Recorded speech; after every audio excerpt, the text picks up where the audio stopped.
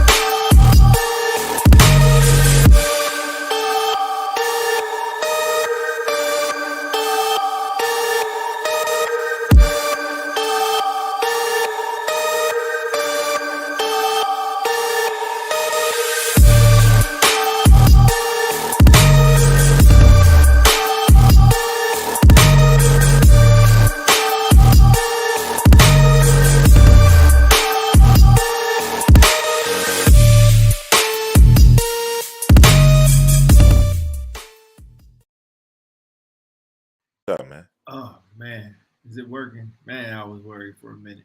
What happened? Man, See him come in, he went out, came back in, went out. Yeah, well, nobody else seen that. Thanks, Mike. Nobody else saw that. But whatever. Hey, it's called full transparency. What the hell? Yeah, all stitching. That's what it's called. Hey, I owe you about 2 of them anyway. Yo, welcome back to the show, y'all. Sorry about the intro, man. I thought it loaded inside the program. It never loaded. And I didn't want to play the old one by mistake. So, that's my fault. I'll have a better one next time. Dang technology. I'll tell you what, man. It's always something. Mistakes happen. So we got a special show today. Sorry for the little late intro, getting in a little bit late, but we had some stuff we had to handle real quick, but we got everybody in ready to go. We have a special collaboration that we finally got off the board. It's been a while, bro. A while. Yeah, a little minute. Little timing and location and moving, shaking and moving, but you get around it, you know what I mean? Yeah, we're going to bring them on the show real quick. We have a disclaimer. Like I told y'all last time, not only do we have to say it, but we also have to show it on the page, so you'll see it right there. Anything that comes from Unpopular Celebrities is all unofficial. It is not in the capacity of, it is done in the capacity of Pete and Mike, not as military members. None of the views of us or any of our guests represent the Department of Defense. So there y'all go. Go y'all disclaimer. Make sure we put that up there. And now, ladies and gentlemen, we will bring on to the stage, the virtual stage, the UMU family, man. What's going on, fam? What's How up, y'all people? doing? Hey. What's happening? What's happening? Yo, man, it's great to have y'all on here real quick, man. Let me make sure everything's set up. But go ahead and introduce yourselves real quick, man. Hey, so for everybody, I'll go first, Keith. So for everybody, hey, man, I'm Jeremy Wilson, J. Will for short, representing the UMU team. Keith. That's all they get. Right.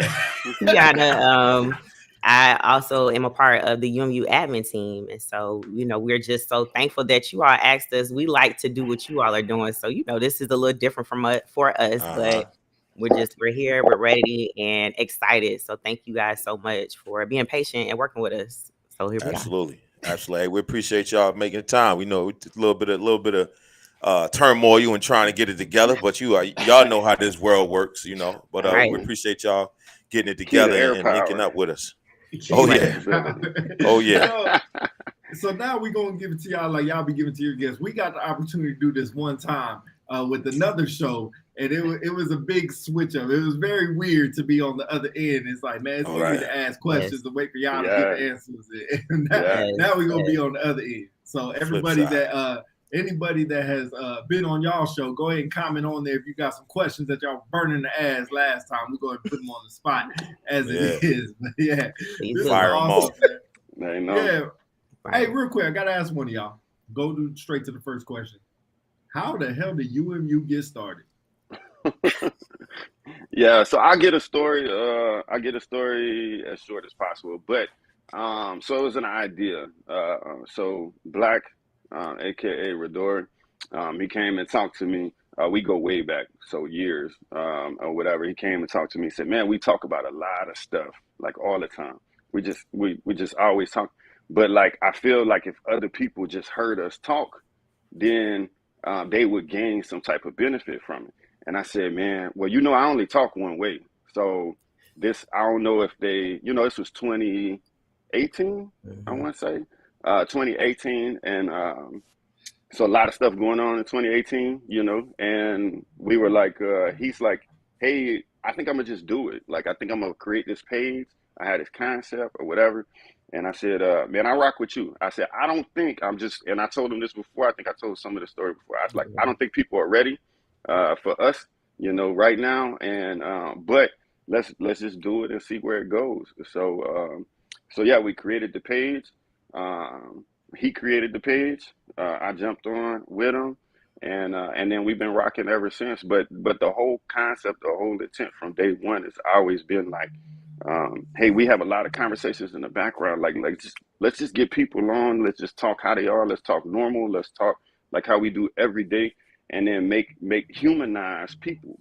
And that's what we've been doing, ever since. So that's probably the shortest one. There was a lot of hiccups and turmoil and issues with our logo and how many people were represented or who wasn't represented, and et cetera, et cetera. But the page, the members, everybody really rocked with us throughout it all. And then we grew continuously and just been intentional, every year about growth and development. So, and then a lot of people, a lot of guests, like all the members and all our guests are what made the page what it is today. But since the inception, that was a kind of very simple concept. Hey, we talk in the background. Let's put it on a video. Let's say what's up and see where it goes. Yeah, that's what's up. Hey, what's crazy, man, Pete? How similar is that to how we started, man? I mean, damn near similar. Yeah. I love that. And what's so crazy, real quick, what's so crazy about that though is I think a lot of like airmen or just individuals, they'll see that a lot of individuals already have something going in a niche that they want to do and they don't do it. And so I remember one of my mentors once told me, well, if you want to do it, do it. And it's not necessarily about this because, I came on a couple years later to UMU, but it was just pick a thing. So we're talking about the pages. And so I was like, no, everybody has a page. And so she was like, have you ever been down the bread aisle? I was like, at the grocery store? And she was like, yeah. She was like, apparently the bread companies didn't get that memo. And so she was like, I don't care what bread they put on that bread aisle. I'm looking for Sarah Lee. So if you have something authentic that people want, it doesn't matter how many other individuals already have it, just do it. And whoever's going to go down there, they're going to get it, even in an oversaturated type of space. So I'm thankful that they created that space along with you all, because we do hear a lot of airmen who are in like those undisclosed locations that don't have that type of connection. And so the internet makes it limitless. So. Right. Shout out Sarah Lee. Go ahead and talk to the UMU, man. Go ahead and get some bread up to the UMU. Right. Sponsorship or something. Yes. Put them on. Yes. Get that logo on a loaf of bread or something. Yes. Yeah. No, that's also I got that. Like the name is very catchy, right? The initials are really catchy. How did the name come about? I mean, it's pretty self-explanatory what the concept was. But. So the concept is self-explanatory, and that was the name. So the problem with these conversations and stuff is we're always looking for they. So if you've never heard somebody say it before, it'd be like, they need to tell us. They should, blah, blah, they. And then you're like, who is they? Leadership. Leadership. Okay, so at what point do you change over to being leadership? At what, is that a certain rank or is that a certain position, or like, why are we always waiting for somebody else to give us the mentorship or the guidance or the coaching or whatever it is that we need? Why don't we just take care of us? And I don't care how long you've been in, you have an experience or you have a story or something that can help somebody out. And that's kind of where the name came from. It's like, hey, let's take care of yourselves, so us mentoring us. So it doesn't matter if it's two E5s talking to each other or if it's a command chief talking to an A1C.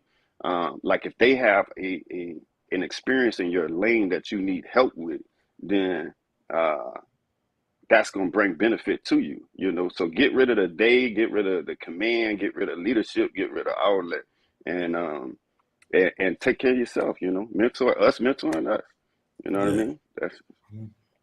That's all right, man. I like that. That name is catchy and powerful. Key, Tell me something about yourself. I saw the whole interview with Jay, so I feel like I know everything about Jay life. Anybody who hasn't seen it, you go see it. It was a good ass interview. Yes. I know that was weird being on that side, but yeah, Key, tell me a little bit about yourself. What's your background and where you come from and how you got on the page? So I'm a personnelist by trade. And so once the pandemic hit, well, before the pandemic, I got off of Facebook like back in 2012. I felt like it was distracting me. And so, but when the pandemic hit, me being assigned to AFPC, one of my jobs was to actually like assist with content management on their page. I was policy for a couple of different programs. So in order to run those pages, you have to have a profile. And so once the pandemic hit, I was fortunate enough to be in an innovation cell. So I had to come up with innovative ways to allow our customers to still be connected to get the information. So in doing that, I'm an admin on a lot of pages, actually. So that kind of just pushed it into a space that I didn't expect it to go. But yeah, so I've been in for about 16 years.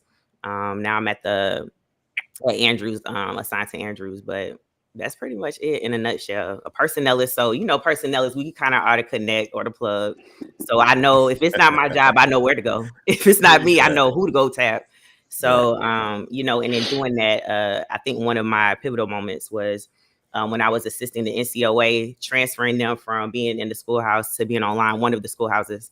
And so one of the exit interviews that they have with the airmen are how likely are they to retire, be in longer. And so when it came down to the females, they kept saying that they couldn't see themselves past master or senior because they didn't see enough female chiefs that look like them, that act like them. And so I was like going to my peers, like, we need to do something. We need to do something. So they didn't want to. So I'm like, well, that's never stopped me. So I randomly went live on on the Quarantine University page. And I did a little call out and I was like, I think I've just taken for granted that being in my career field, there are a lot of female chiefs. And I was like, but there needs to be more representation and we need conversation. So y'all tell me who we should be broadcasting and showcasing and giving their flowers to. And so literally my friend request went from like 2 to like 700. And then it was like my inboxes was overflowing. So I think that was just a really big moment for me. And I've just embraced it. And I just make sure that any of the groups or pages I'm connected to are like-minded of what I stand for and what I'm about. So that's me. I was born in Cleveland, Ohio, but I was raised in Melbourne, Florida. So that's by Patrick Air Force Base. Gotcha. Go ahead, Mike. And you guys got another member, right? It's about 6 of us on our admin team, but it is a 3-man show store to speak in the forefront for a lot of those powerful interviews that individuals have seen as of lately. But it is a 6-man admin team that takes a lot. Y'all know it ain't just people feel like you just turn on a camera and then you just start talking. Exactly. That's not it's definitely more than that, especially when you geographically separated. You know what I mean? But then like you said, when you had that passion to try to do something for people, because big thing you said, Jay, was having them conversations. Like when you just sitting, you could be like I tell this story all the time. Me and Pete and a couple other fellas, you sitting at a table just at lunch, and there's so much conversation that's happening. Right. Then you stop to think like, man, it ain't just us 4. It's got to be 4,000, throughout the enterprise that's having these same kind of conversations. So what do we do about it? So you got to use your voice. You got to give other people a platform to use their voice. Right. So it's just humbling to be able to do it and then have people interested, to use your lane to say what they need to say. Yes. Most definitely. If y'all got any questions for UMU, please put them in the chat and we'll make sure we get them out there. Any burning questions y'all been having for them. Now we got them on the spot. Now's y'all time. Sometimes people be a little nervous because they know we give them that authentic answer, so they don't ask a question you don't want the answer to. I'm down here if you want to. Right. So tell me, we'll jump right into it. Behind the scenes of UMU, right? What happens kind of behind the scenes when y'all aren't on or whatever? How do y'all come up with y'all guests? How do y'all come up with the topics? What goes on in y'all head? How do y'all collab with that? Go ahead, Key. Right. So it really is a two-part fold. I know for us, like a lot of us, so a lot of people didn't know. I think like maybe 3 or 4 of us PCS last year. And then we had deployments going on at the same time. So a little bit prior to that, we used to, we still kind of do, but we like to plan ahead. So I like to look at things in quarters. And again, with my background being personnel, like, okay, so what's coming up next? So is the DSD coming up next? Promotion coming up next? What is going on in the real Air Force or whatever? And so we kind of just plan our conversations around that. So as this stuff starts coming up, it's like, okay, so we know DSD is coming up. Let's get some unique, DSD positions or conversations that individuals may not necessarily hear from all the time. And then the other part is like real world.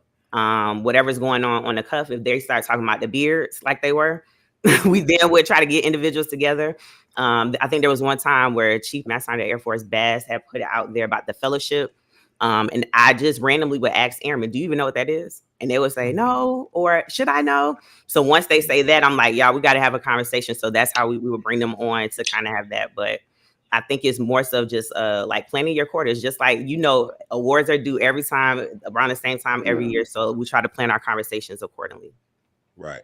So when kicking off, I'm gonna rewind back a little bit. Kicking off, what y'all think was the most difficult part about kicking off and then spinning up and reaching people? If I'm keeping it all the way funky, like nothing was really hard. Like, when I tell y'all the overwhelming support from day one, and almost to the point of too, like I know y'all have some haters, so let me come on too to help y'all out, But we honestly, if you go back and watch some of our original lives and stuff, we didn't know what we were doing. We were just like, hey, we gonna get on. We didn't have no mics. We didn't have, anything. We would just, somebody would get on and the way we used to do our lives, like the original, it'd be, if you were to guess Mike, then you would just go live, but from our page and then talk about whatever topic it was or whatever, because we didn't know how to set up the platforms. We wasn't even Zoom savvy, whatever. Yeah. So I really can't complain and say, something was super difficult, because like, as we were going throughout, like we just kept building and growing. Like we started off by literally just going to the page, clicking live, and then just they talking, did. The glow up is real. The glow up is real. Look at y'all. We like all the investment. Right. So what I see a lot of people doing is, like, when they start a page or they want to start a podcast or a platform for mentorship, is they try to figure out everything from the beginning. They want to have a fancy setup. They want to look at everything and the lights and everything is cool. But honestly, we did a live, and the one that's sticking out of my head right now, it was a senior airman, had did a live about housing, so how to purchase a house, how to go through like the VA loan process, whatever. He was sitting on the floor in front of his bed, like the regular dormitory furniture, and he just went live, from his phone, and he just sitting there in his dorm room, and he did a live. It was probably at the time, and for like the next 6-8 months, it was the most viewed and commented on live that we had, period. And this was just an airman, senior airman or A1, probably a senior airman, in his dorm room that just went live just on our page, and then but was providing content and value. So I go back to the us mentoring us part, is this a senior airman too? This ain't command chief such and such that the PCS that bought a few homes and whatever, what you would expect to go from a live. So that's how we kind of kept it, the same. So to say like it was difficult, like we really didn't try to figure out everything from jump. We just let it naturally grow. So as we were building, and we were like, okay, well, let's reach out to such and such. Another good one too, that's funny, because people laugh when I tell them. They be like, how you get your guests? Like how you talk to them and stuff. And we would literally just, like, we'd see them on Facebook and we'd just ask them. We'd just, hey, we it's got either this yes going or no. on. It's either yes or no, That's and then it. we got to keep it moving. The funniest story for me, and I'll let Key get a story here too, was I inboxed Chief Bass on Yes, I didn't know how to get I didn't know how to. They were like, he said yes, he they did. were like, they were like, yo, Jay. They was like, Jay, K. Wright, Chief Wright is stepping down. It's the next person. Blah blah blah. I think we should get him on because we had just did an interview, with K. Wright. And they're like, how you get a hold of her? Woo, woo, woo. And I was like, well, she's on Facebook. So, Yes. Now, the end part of that story is she never read it. Right. Never, you know what I mean? Like, it is. I was back in the same boat, but it wasn't like I wasn't going to give it a shot. But that's what we have been doing over the years. Now, granted, we have evolved. And when we're doing collabs or like panels and stuff, there is an official process. We go through that process because respect to people's schedules, especially when you're trying to get multiple command chiefs or wing commanders. We did a wing commander one. Yes. You just have to. The schedule, if y'all have ever seen a commander schedule or a command chief or a chief schedule, it is just a bag of skills thrown onto the computer. So, but yeah, we would just hit it there. What would you say, Key? Is there been like a difficult lane or? I think that for me, the only difficult thing is I think I might have been the only admin person that didn't know anybody before I came on. Yeah. So a lot of people, and I know like, and we talked about this offline, like with the groups versus like a business page, you see who posts everything. And so by the time I joined and became a part of the admin team, I had already had so much experience with Facebook management, social media management. So I'm used to scheduling posts constantly, but from like a page where you don't see the person's name, you just see it's from that page or whatever. So a lot of people, would just see the algorithm of me at the top. But I think the most difficult thing of anything was trying to get to know the team and not in real life. I haven't even met everybody in real life that's on the admin team. That's a fun fact. So I think I met some of the admin team last year once at a retirement ceremony, and just the connection that we have, we talk almost every day. And so I think if anything that might have been the most difficult, we do have thug thumbs, but I think that just comes with the territory. And they're real bold. They're real bold. So what was that term? Argue a lot. Them thug thumbs. Them thug thumbs. Oh, okay. Get going. The first time I heard that one. Listen. Yeah. Hey, I don't know. We have. Go ahead. I don't know if y'all knew this because I'm sure y'all did. Y'all had to hear, but I remember the first time I saw y'all page, the first time I started following it from my personal joint. And there was some controversy, like some drama going around. Like, this page is just for minorities. They got this page, and I'm like, where's this coming from? And I'm like, that was my number one question. I gotta ask him about that. Like, did y'all get any flack behind that? Oh yeah, absolutely. We still do. We address it. Yeah, we address it. We address it head on because we know what we stand for. So like I told you, we had difficulties in the beginning. There was a whole legal conversation that went into it. We had to have a conversation about it. And unfortunately, the same thing like we had to say, it would be similar to y'all, right? So y'all are on the page, and what they see is a face. And when they see the face being a certain complexion, a certain demographic, then they assume that it's for that demographic. And unfortunately, that only applies to minorities, So it is disheartening, to say the least, but we know what we stand for. To give y'all the other nugget, we even got flack about the logo.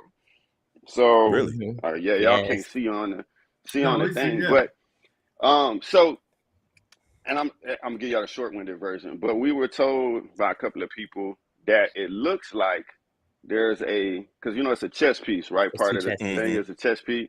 It looks like there's a white piece laying down like it got knocked over and a black piece standing over it. Really? They reach. And we were like, okay, so and I mean this was I'm gonna say this very correctly. This was an E9. These were several E9s. These were not chiefs in my eyes. These were several E9s nope. They asked me for it, and it's disheartening, right? Because then you give, we address everything head on. So you give your response and your feedback. You have to let them know what it is. Let them even know that it's actually a silver piece and a black piece. So I mean, what you're trying to reach for, is it there? But Yeah, we get it, and like he said, to this day, we still get questions, we still get comments. This question comes up quite often, and we address it every time, and we let them know, hey, this is what it is. Because if that was the case, if you go back and look at our log of guests, if we were truly about that, then we would only entertain guests of a certain demographic. Right? Let me speak to that real quick. Let me speak to that real quick. So for me, even before I joined the group, when I was asked to be a part of the admin team, that was one of the questions that I asked. So when I went to my circle of trust in my village, who did not take a break from Facebook like I did, I asked them what was their opinion and what did they see, what did they think. And so the unfortunate piece is, if there is a rumor that's lingering in the group, then it becomes the telephone game where I'm asking the horses from the horse's mouth, what do they stand for? Is this, and I asked them very bluntly, is this what you stand for? Because if that's the case, I don't want to be a part of something that promotes this. You know what I mean? I just feel like if you are your authentic self, like for me, I know that I'm going to attract a lot of Black women who look like me, because I look like them. However, that won't be the only thing, and just put it out there. And so so what I really like about the admin team, or more specifically, when I have this conversation a lot with Jay Will and Black, their stance is, if I've already addressed it, I'm not talking about it no more. And so now I'm like, well, hold on, because there were a telephone game kind of going on in the masses, in the weeds. A lot of folks, they want to start pages, but what comes with that, to protect the integrity of your page, you have to do social media management. So we got to get in them comments. So if there's individuals that's sitting up here that's saying things that do not speak from us or how we want the page to be, you're gonna have to hold them accountable. And so I told them, since this is a part of the history, let's embrace it and know that it's coming, and have that conversation and keep it moving. But to not address it, and I get it, because for them, they don't like to put energy in spaces where they're like, I don't want to talk about it anymore. I'm like, no, so this is a part of our history. So we have to discuss it, but know it's coming, so that we don't give it that type of energy. But we're gonna have to, in fairness, moving. Yeah, I do have to agree with you on that one. In fairness, me and Black are big about like we just like the right energy around us, right? So it's not, if I've touched it already, like I'm not going back there again. Like, we know what we stand for. But Key was completely right on that one. So anytime this comes up, we hardly are able to respond and be like, this what it is, because just like we're doing this live, maybe there's somebody that watches this live that really doesn't know, they just heard the rumor. So we'll address it anytime, anytime it comes up now. So because we know where we stand head on. Absolutely. Absolutely. And like I said, I've been meaning to get with y'all to ask that, but like you said, time's flying and running around back and forth. But I said that I had to ask him that, because I remember that vividly. I'm like, people reach so much. It's just ridiculous, or they take things and they create it. It's too much time. You know what I mean? It's too much time. It is, man. When you see something, and I don't mind people having an initial viewpoint either. That's the, like, there's a perception just based on the visual that they got at the time. My issue, to say, is once it's addressed, like I've communicated to you the intent behind it, then there should be an understanding. It shouldn't keep pressing. Well, I get what your perspective is. I'll be like, no, it's not my perspective. It's literally what's going on. So I'm telling you, what you think you saw is not really what it is. And but yeah, enough. Me, I'm gonna be like, hey, let's move on. Giving them it comes with it and time. Giving them people energy and time. When we could be talking about positive stuff y'all doing on y'all page, the positive stuff that's on the UMU page. The positive stuff that's happening around the force, you know what I mean? Like let's talk about that stuff. That's all. But I'm glad that you all did ask the question, because we know that is a part of our history. And so for us, it is because of that, we know that we lost a lot of individuals that left the page because it was so confusing, or there was too much drama for them, or they just didn't want to be associated. So now that they're getting this circle back, it's well, hold on, weren't y'all? So we know, like, that's going to come with it. And I embrace it. You know what I mean? For me, I'm like, if nothing else, just let the consistency of our content and the morals that we stand on speak for itself. Everybody ain't gonna tell the same lie. Everybody ain't gonna tell the same lie. So for me, it's come on and ask me, so we could go ahead, talk about it, press, and keep it moving. Get it out the way. Yeah, absolutely. Yeah, 100%. Well, go ahead, Pete. A quote from Big Mike, man. He said this is probably our second or third show, and we were talking about kind of the same thing, like people behind the scenes. We're talking about people not rocking with us for different things. And I tell you, Big Mike said a powerful quote. I think he even said it on the show. He's like, if it's that easy for them to leave us, they were never with us in the beginning. So I 100%. Think if it's that easy for people to leave y'all, man, they was never with y'all in the beginning, never really rocking like that, because it's a crazy. I think I agree with you, Jay. Like, I like the initial thought process. Give me my blind spots. But once I explain my rationale behind my blind spot, which might not even be a blind spot, let's move on and press on. Like, let's not keep bringing this thing up in 5 minutes. But it's tough with the older generation, with our generation and the airmen that's coming in now. I get it, but for them old heads, if anything smell like drama, look like drama, they're gonna take a step back, and then it's gonna be let's see how they diffuse this situation and how they do, X, Y, and Z, because what you agree, like what you click on, you are agreeing to. And there were individuals that judged me because I liked other controversial pages. And, I had to let them know it. And again, if you want to have that conversation, we can, where I'm like, if I have airmen and I know that they follow these pages, I need to be in the know. So I know what conversations I need to have with them to protect them as if I were a parent, and not from the space of like, they're my kids, but I've been charged to protect them. So I need to understand what's going on. But for them, I know, look, so Jay Will and Black and them, for them, they weren't for us, and I had to let them know, like, hold on now. Now with them with the OGs, they already are so suspect with this social media because they don't understand it. It's not they're a product of their time, so we cannot hold them accountable under the same lens that we do us and the ones that's coming after. And I'm like, okay, but that's it's a little tango dance with them.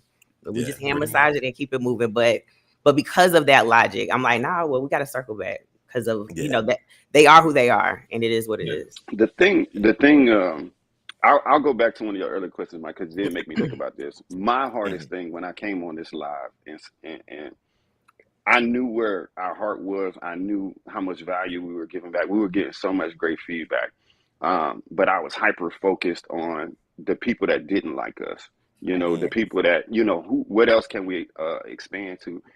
My hardest or difficult thing about turning in now was realizing that I'm gonna always be trash to somebody, right? 100%. And that goes in your day of life, like y'all's content ain't for everybody, right? So don't change your content for to try to make it for everybody, because you're gonna lose the people that was rocking with you to begin with, So focus on them people. And that's why we promote and accelerate and be like, hey, any other pages, whatever y'all doing, because y'all are for somebody, just like we are for somebody. Yes. Because people come to us sometimes and try to be pressing, to be honest with you, they try to be pressing, hey, what y'all think about such and such page? They kind of, for lack of better, oh man, it's kind of a lame page, whatever. And I'm like, nah. Damn, I hope they weren't talking about us. Yeah, no. I'm glad you said I know they want to talk about us. Hey, hit me offline. Send me their name offline. Look. But here's the thing, Mike. Like, if they did, you know what I mean? It is what it is. It is what it is, right? Then your content wasn't for them. You know what I mean? And that was probably, I had to go back to your question. That was probably the hardest thing for me to turn was the fact that like you ain't for everybody, and you gonna be trash to somebody. Yes. Regardless of what you do, you're going to be trash to somebody. And if you change up who you are, that's the one thing on these lives. They going to see it on these lives. You try to change up who you are, they're going to be like, oh, they wasn't talking like this. Oh, they got an accent now. Oh, they dress up. Oh, they, whatever. I'm gonna come up here one Saturday, one Sunday with a wig with some dreads put under my fitted. Do something totally different. Just throw them off. It's terrible. We'll talk about that later. Anyway, the world, keep the hat on your big ass head, man. But you 100% right there. You gotta stay original. You know what I mean? You gotta stay original. And that's crazy. You know what? To be honest, and Pete, correct me if I'm wrong. Like, I don't think we ran into any of that type of controversy just yet. Knock on wood. I mean, I know it's out there. But we haven't. You know what I'm saying? So. Mm-hmm. But if we did, again, it's going to be what it is. We know what we do. We got the people that know that they rock with us and support us, and those are the people that's in our corner. Like I said, if you leave, you was never with me in the first place. Yeah. Like Pete said, this is what it is. Yeah. Let me switch to something positive real quick. Not really positive, but something more fun flavor. Jay, I think you kind of talked about, maybe you didn't say your favorite guest because I know you talked about the young A1C that was doing in front of. But Key, what was your favorite guest on the show so far? Yeah, put you on the spot. Yeah, like as in one, I can't say one. All of them were my favorite. Nah, stop it. Let me give that Air Force answer. Whichever one I'm doing in that moment. Like, what's your best time? The show. We don't do Air Force. Man, I would say this. I think they were all good in their own right, and they all like. I felt like I gained a different perspective, or I grew a little bit more. I think the one that shocked us all on the admin team, of course, was when we did Chief Master Sergeant Air Force Bass. I didn't think we was gonna be able to get that one. Mm-hmm. But also, like, we did one with all the with all the branches when we had all the female E9s. Yeah. That one was a really good one. That was dope. Yeah, that was maybe dope. The airmen. I think we did an airmen's panel because there was so many conversations going on about the disparity report or different changes, and we saw everywhere everybody was talking to these leaders. But I'm like, what about the airmen? You know, they got next. And so when we had them on, it was an eye opener for sure to kind of see their perspective, what they think about mentors, what they think about, you know, just different things. Was definitely humbling, where it's like, okay, we might not be making the mark. We need to tighten some things up. But that's how you find the truth out. That exactly. Yeah. They all were good. Yeah. Look, man. Okay, which one? So can I get my top five? Let me do top. Can I do top five? Good. Give it top five. Let's give it top three. Yeah, top five. Jay done switch sides on you. So one-on-one interviews, top three, I would have to definitely. I already said Chief Master Sergeant Air Force Bass. Diamond One was good. Mm-hmm. And then when we started this series that Jay Will came up with the concept for Hot Wash, we started with now retired Chief Master Sergeant Gloria Weatherspoon. That was like another really good one for me. Yeah. Man, that's it. Jay, I'm gonna let you think about yours. Mike, we got a question from Chief Master Sergeant Dana Council, who always in the building, so much appreciated. But why are you always wearing the Crenshaw t-shirt? You from Jersey? He don't understand the Crenshaw though. So I got it. So Chief, I got to be from a certain coast to represent. I'm versatile. And Chief a hip hop fan on top of that, so he know you got to be versatile. You got to be able. I might pull out I can't think of a name right now. I'll figure it out. I'll come back to it. But I ain't gonna. I'll think of it. What? Yeah. Jay, go ahead, man. Top. We'll go top two. Can we do top two? Yeah. That's easy. I was about to say for him. It's because everybody knows me and they know that I love every single live that we do. I mean, hands down. The one that resonated the most, the top two, the one that resonated most to me was the importance of a strong circle. It was so humbling, you know, to see a group, a team of people, and we got to do a part two. I know, and not with different individuals and whatever, but the concept came because I was like, just like this, like y'all probably been rocking with each other for a while. Y'all probably got a couple more people on the team, and y'all just kind of came up together in your careers or whatever. Mm-hmm. And again, that was something we wanted to bring to light. But hearing them and hearing personal stories, and like you go through some real challenging times, like in your lifetime, and to see them. And then when I hit them with the question at the end, I went back and listened to that again, like last. I made it a little snippet. Yeah, you know. Have y'all had a chance to listen to that one? No, I haven't Chief seen Arnold. That one. It's with retired Chief Arnold, Chief Sabinski. Yeah. I can't think of what to this day. That was the like most requested one where they're like, put out an audio. Y'all don't know what I went through to get that audio. Okay? I know. Because I know. I know. That's before they were saving their Zooms. So we on Zoom and trying to get it. So that's the one that touched home to me the most. You know what I mean? Because again, the whole intent for the page was to humanize people. And when you put that group together, they have to talk about like the challenging times in their life or whatever. That was it. And then as far as, so that's the one that touched most home to me. So that would be number one. It's the one that impressed me the most. And this includes no disrespect, because we did Chief Master Sergeant Air Forces, Diamond Ones, Command Chiefs. I know what you're going to say. But no, I don't know. But the women's panel, the Joint Service Women's Panel was mine. Okay. To be honest with you, because Because one, I didn't think we was gonna pull it off.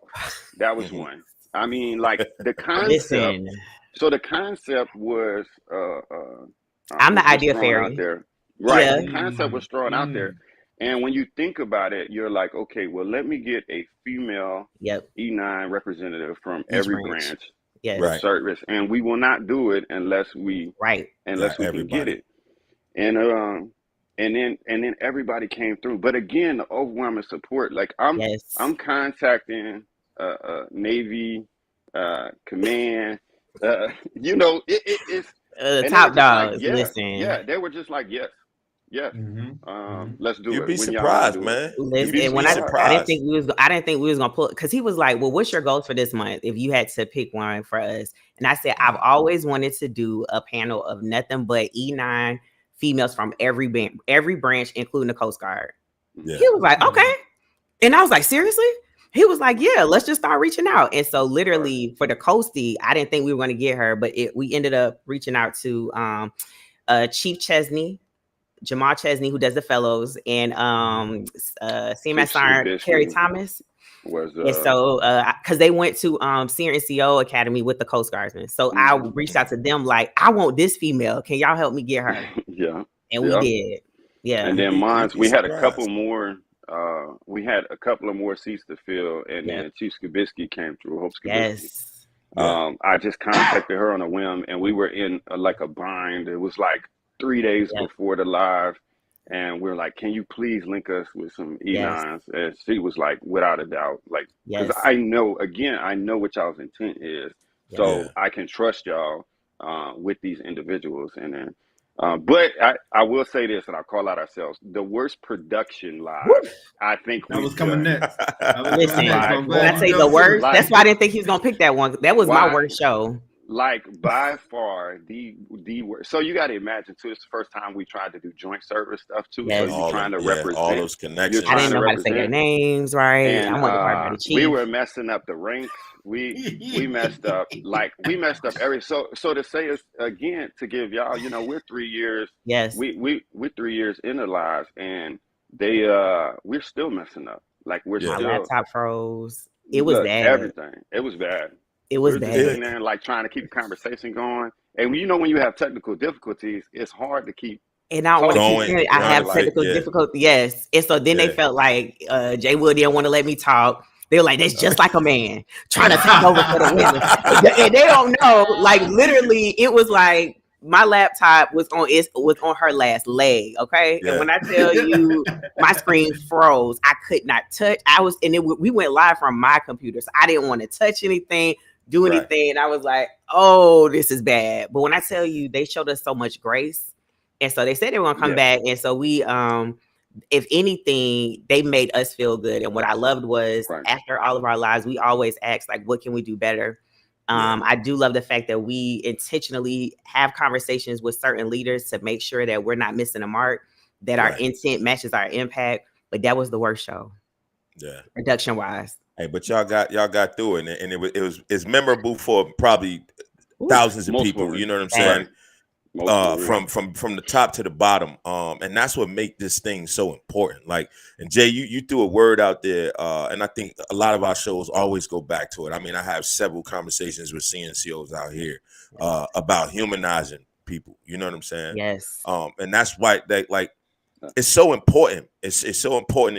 I don't think a lot of people grasp how important it is, and that's why we got to keep going the way we're going. You know what I mean? Because people need to understand that them conversations and them voices, they're important. But we got to continue to humanize people. Right. Yeah. Hands down. I love it. That's why I love doing our hot wash. When we do that, we ask certain questions, and so I know for us, it's kind of like hold on, run that back. Even for us, like when we interviewed Diamond One, and he spoke about, because we have this one portion where it's like, we all have a chapter that we don't want read out loud. And so a lot of our airmen, they see the leaders today, and they're the ones that's like, I know I got to be a fast writer because this one was and that one was. And I remember one time I was like, do you know, I think it took Chief Master on the Air Force like 4 times to make chief. because they were like, unless this person is making it the first time, I don't have nothing for them. But they looked up to these individuals where I'm like, they didn't make it the first time out the gate. Right. Like, do you remember that? Or they had certain things that they had to overcome, and we would have airmen that felt hopeless. Like we do work for a company where it's hard to forgive and forget. From a sense of like, they may forgive you, but there's certain things you'll probably never be considered for, or it's hard to like always have to go through this, that, and the third. So having him up there, he was talking about his drinking problem. We were like, wait, what? And it's something that he's discussed openly. I said, run that back. Yeah. And then even with Chief Master of the Air Force Bass, Jay Will caught her off guard and was like, is it true? Did something happen with the Hawaii installation where you enlisted? She was like, who told y'all that? Yeah. So then to hear individuals where like, I remember when I used to fight as an airman real bad. I'm glad it was MySpace back then. So there's no evidence and stuff like that. But I was told like I wasn't going to make it. You know what I mean? I was told I was too hood. I fought too much. I had a mouth, the whole nine. And so then to see, Chief Master of the Air Force Base like overcome something from that type of space, it gave hope. Like, okay, I can, overcome this or, whatever. So humanizing them, it just, because they'll walk in on chapter 24. Yeah. And they don't know about chapter 1 through 6. Know about absolutely. Right. Absolutely. Yeah. You gotta tell your story. And I think that's what a lot of people we forget. If you tell your story, somebody somewhere gonna relate to you, right? And that's gonna help them get past a hump that they may have and they don't want to share. They don't have the energy or the gall to get through it. Because we're not telling our story, right? We're not keeping 100. We're not keeping 100. You can't say integrity first, right? And you're not telling people who you are, right? You know what I'm saying? You hiding from who you are. That you're not being 100. You got to be able to tell people who you are, especially with this young generation. They want to know who's in front of them. Right. Because if I'm going through it, I don't want to hear from somebody who has never gone through this. I want to talk to somebody who has been there, done that, can write a book. I think that's a portion where, am I going to get in trouble for saying this? I feel like we failed as a force in the past where we did not teach our leaders how to have these conversations and still remain authentic and still be respected. Like it's okay to tell those stories and you're not going to lose any respect. So because we have not taught them, a lot of times for the ones who don't do it, I'm like, my question to them is it because you don't know how to? And so a lot of them don't. So then they say, okay, let's have this conversation so we can show you what this looks like and plant the seed for whoever's coming behind us. Right. We've had so many great conversations where it's just like when Keith said we do the hot wash and we dispel rumors and it's unintentional too, because people just sharing their stories. I'm thinking about when we had a command chief on and she was like, yeah, because we kind of kept prying and asking questions. Yes. She was like, yep. So it is true. I didn't have a degree until I made chief, and I only had my everybody's like, no, that's not true. That's not, because everybody says, oh, you used to could do that. Back in the day, it wasn't a thing. You used to could do it, but not today. And I was like, nah, literally, I know we're talking 2 years ago. This individual made chief, with no degree. With just the CCAF. Just the CCAF. Yeah, just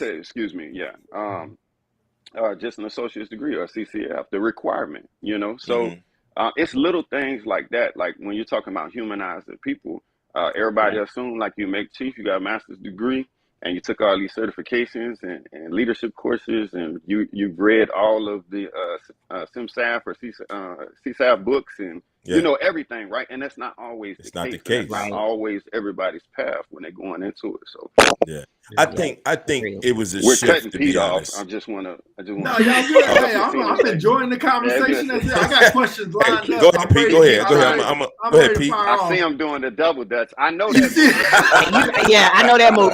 He doing like, because I would have to get y'all better than me. I would be in the little private chat. I got next. Stop talking to that. Y'all good. Pete, go ahead, Pete. I'll fall back. I got questions to go to. Yeah, I got Jay. I don't know how you noticed that. I'm trying to keep my bearings together, but I guess it's not good. On the other side, when I see somebody doing what I normally do, I'm like, I already know what that is. So. Double dutch move. Oh man, but I think all of my heroes, whether they're billionaires, millionaires, famous CEOs, whatever, they all have a story of hard times. Yes. And I think when I see a lot of my military heroes that or tried to be my leadership, my mentors, or whatever it is, they all have the same exact thing.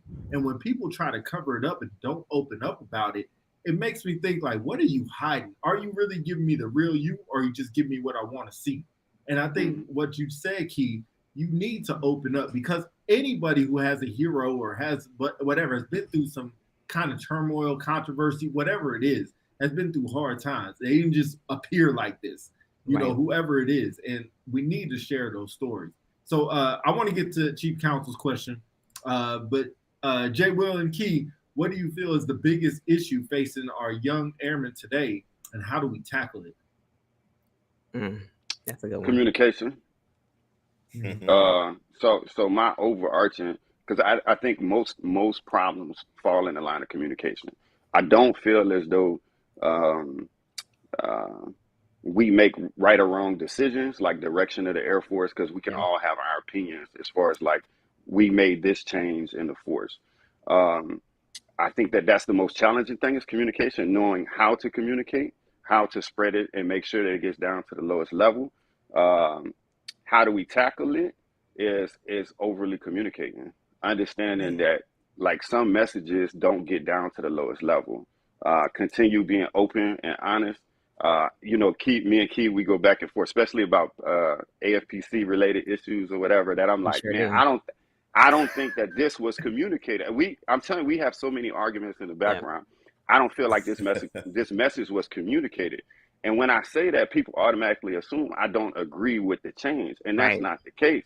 The thing is, as supervisors, we're charged to translate leader direction, right? But the problem is when we don't understand the leader direction, how am I translating something that I don't understand? You don't even understand. So I think that's the biggest challenge is we're so diverse with a melting pot. We're you know, everything that comes with being a force. That is by far the hardest thing is communication. It's the hardest thing. How do we get after it? Is being open to having these conversations, being open to different perspectives, being open to communicate differently than what we did 20 years ago. Because when I bring up, hey, get on a live or get on a thing and do a video, get questions, get whatever. That's not the way we would approach it 20 years ago. 20 years ago, we would have sent out a memorandum and said, here's the new guidance. And that memorandum 2 weeks later would have eventually got to an airman's inbox that they wouldn't have checked anyways, because they don't check email every day. I'm gonna pick on security forces. You got security forces airmen. They're not checking their email every day. And if they was, their supervisors gonna be like, yo, what you on the computer for again? Like, that's not your job. It's time to go. Yo, chill out, Jay. Yo, chill out, man. You coming out as too hard. Am I kidding? You done made that up. You done made that up. That'll never happen. I'll be like, sir, take your time. But what I'm saying is that's the way that we communicate it. And we think we've evolved because we have email. And then we think we've evolved because we send out an email to all or whatever. Like we'll send it to the wing all personnel or whatever. And we think we evolved. But when actuality, like this is the new wave of communication.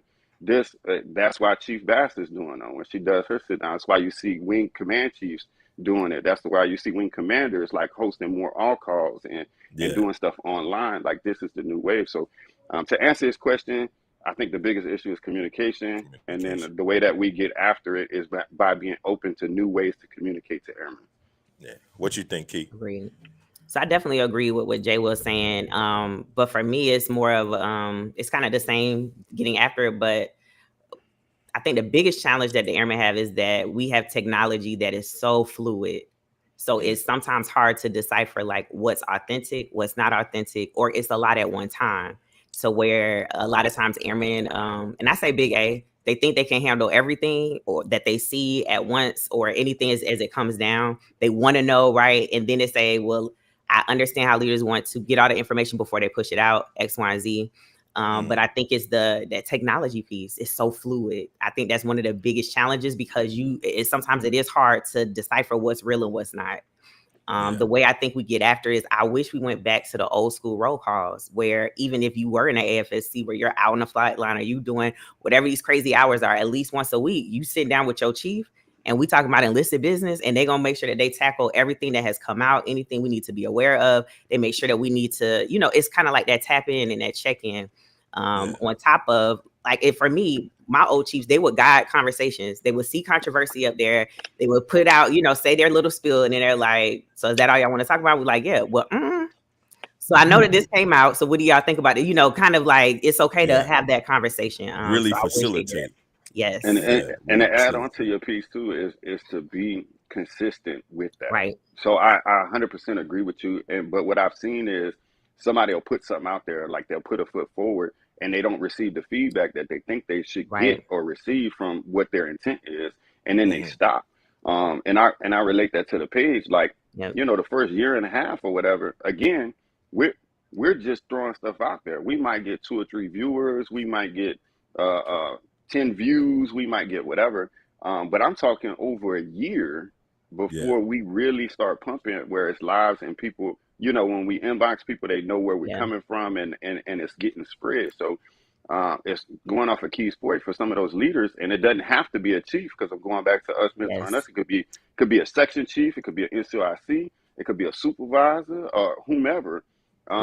It doesn't need to be this big glamorous thing like supervisors. If you got 2 or 3 airmen, Monday morning, pull them to the side, enlisted matters. Whatever hey, let's talk about it. Section chiefs, NCOICs, y'all got 10, 15 people in the shop. Like, okay, there. And then whatever. The problem is that we're waiting on, I'm going back to us mentoring us, we're waiting on the chief to say, hey, roll call. When we got seniors, point at myself, we got seniors, we got master sergeants, we got techs, and everybody could be doing the same thing.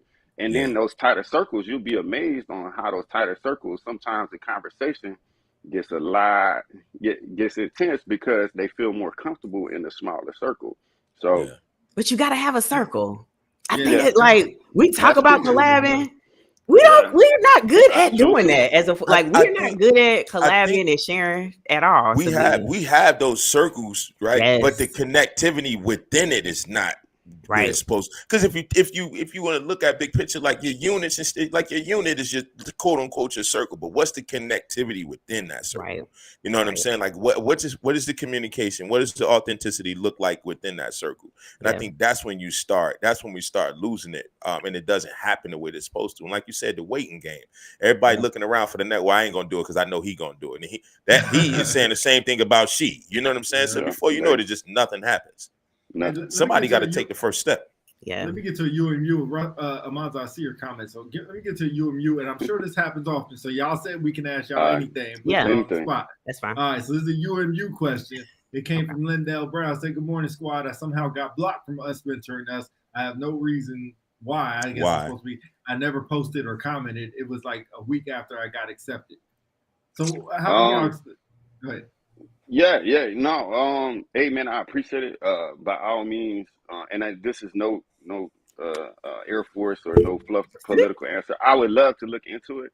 Right. I think we have a lot. I think we have hundreds of people that are blocked from UMU. So I don't mean to make this sound bad, because I promise to you after this, I'm gonna look into it and see if there was a comment, because normally we leave comments. I remember at the beginning there was a lot of individuals blocked because the intent wasn't there, and then if they got caught in a crossfire. So if he's talking about this was 2018 and there was a wave of individuals that came through, and I mean legitimately they were there for malintent.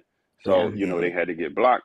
And if he got caught in kind of that crossfire, I'm not sure. So I'm not sure if that was this year. He's talking about 2022, or if he's talking about 2018 or whatever it is. I'm not sure, but I'll look into it. I was about to say McCoy's gonna look, but I think realistically, and it is an honest answer. Like, I think we're close to 17,000 members. So we do have individuals that come up there that like y'all said, because of that telephone game, they thought it was just for Black people. Why are other individuals here, or individuals who were being disrespectful about certain things? But one of our admins just hit us up and said they're gonna go look right now, so we can actually see behind the scenes. But any type of discrimination, there's like certain lines that we have, and I want to go back to the other admin that y'all don't get to see. So like she said, McCoy is actually watching this live. So like if a question came up like this, then he's going to immediately go back and then tap in. So we got Tony, we got Yancy, like they do all of the background stuff. So they members and comments and posts, but there's certain things that they don't tolerate, and it's an automatic. And discrimination is 1 year ago. So so like he said right there, that was 4 years ago. And I misquoted. I said we've been doing this for 3. I guess it was 4. It's 2022. But they